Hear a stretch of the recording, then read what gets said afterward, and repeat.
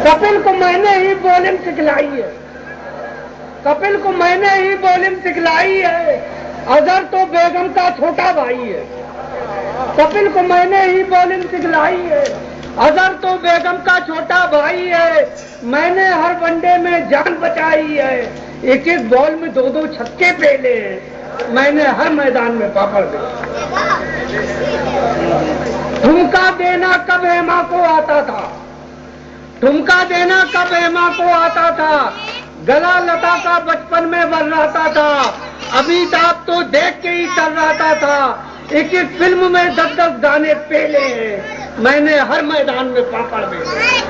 और आखिरी बंद, ऐश्वर्या जब चुम्मा चुम्मा गाती है,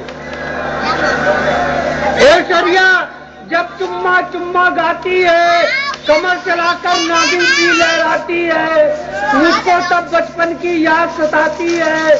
दोनों साथ में गिल्ली डंडा खेले हैं। मैंने दोस्तों जनाब